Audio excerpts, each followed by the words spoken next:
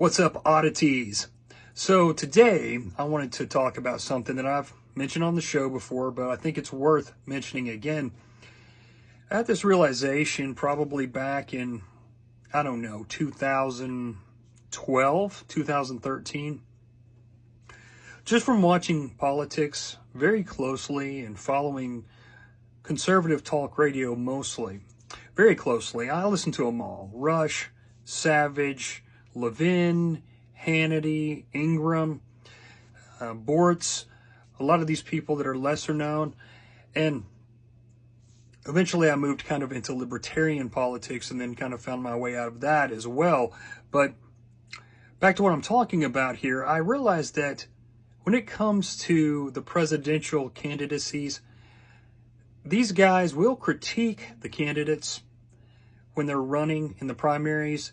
They'll even come down on them pretty hard if they don't like them, talk about their shady ties, past policies, or if they've been in the opposition party before, all kinds of stuff.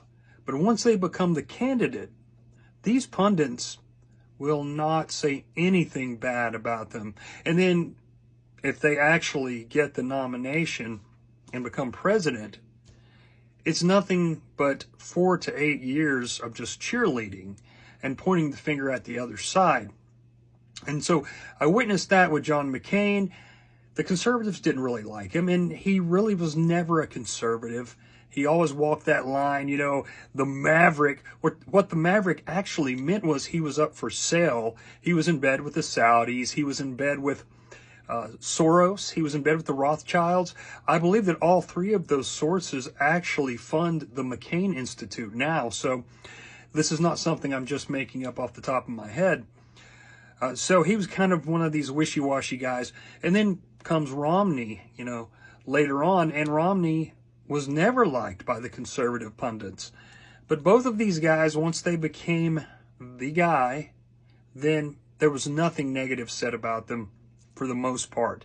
It was just cheerleading, cheerleading, cheerleading.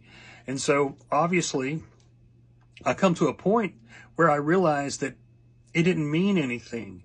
The good things that these guys said about these politicians, it really didn't hold any weight because there's no judgment. There's no inter-party accountability.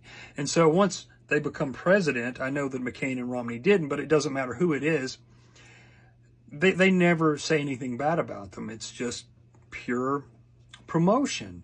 And so they really have nothing to say. They're nothing but propagandists. So whomever you're listening to, if you're a lefty and your guys are never critiquing Obama, Biden, whomever, then you've got a real problem there because they don't want accountability. And the quickest way that your group starts to rot and turn bad is because of infection from within.